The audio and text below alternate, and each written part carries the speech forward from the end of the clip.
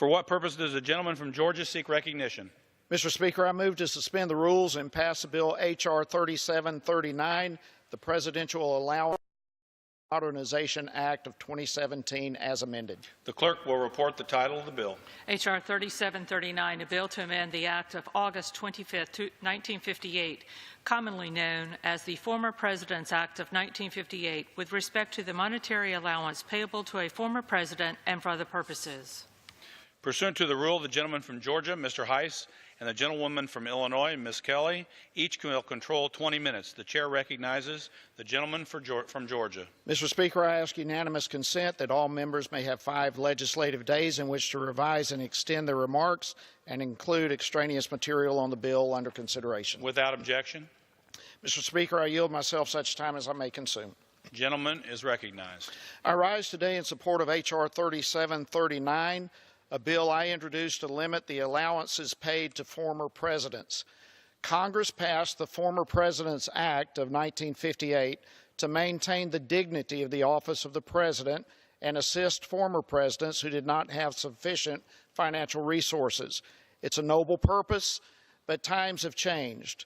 When the Former President's Act was passed, Herbert Hoover and Harry Truman were the only 2 living former presidents. Unlike the more recent former presidents, they did not earn millions of dollars from speaking fees and book deals after leaving office. For example, President Clinton earned more than $100 million in speaking fees between 2001 and 2013. President George W. Bush received $10 million for his book deal.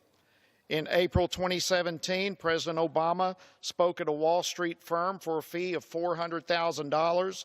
And he and former First Lady also reportedly signed a joint book deal worth over $65 million.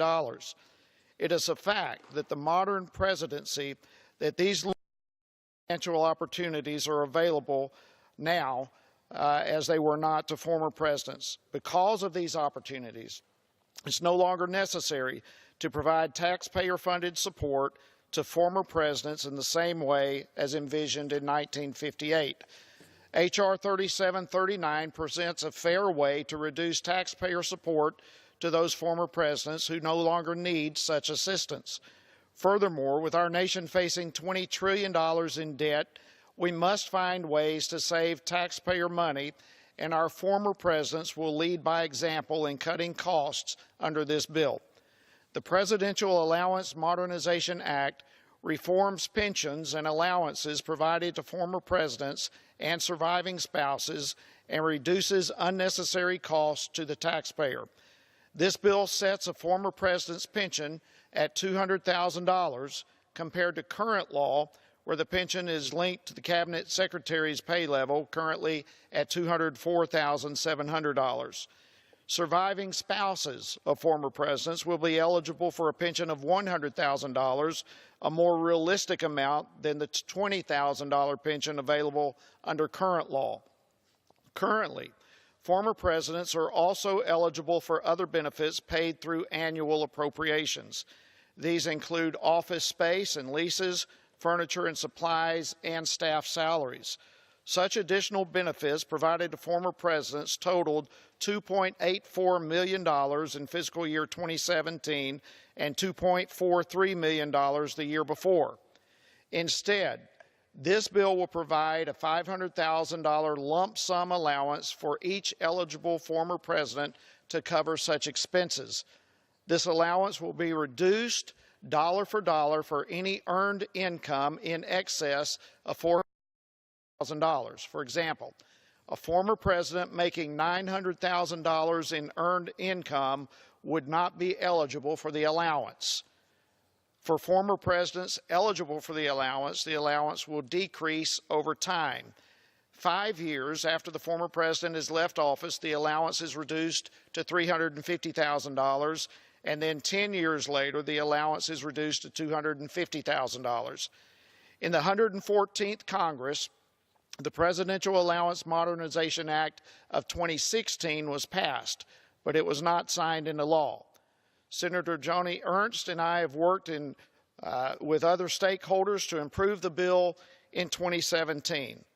This 2017 bill advances the same principles of accountability and modernization as the 2016 legislation, but makes some key changes. First, the bill provides a 6-month period after the date of enactment before the bill takes effect to ensure current former presidents have time to plan for the changes.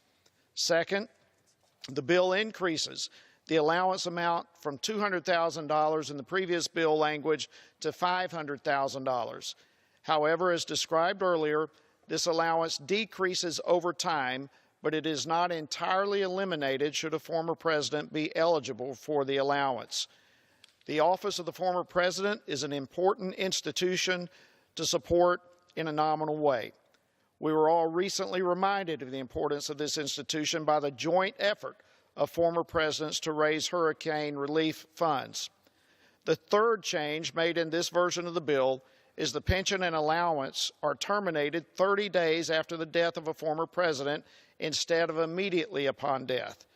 This change was made to accommodate the work that must be done to wrap up the affairs of a former president. Finally, I want to assure my colleagues that this bill does not impact funding for the security or protection of a former president.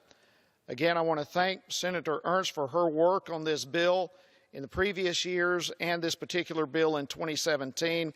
It's been a real pleasure to work with her and her staff. I want to acknowledge members such as Mr.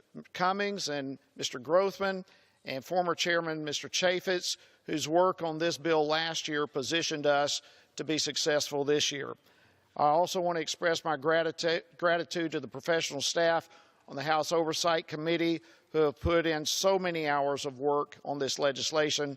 I urge my colleagues to support this bill, and I reserve the balance of my time. Gentleman reserves. The gentleman from Illinois.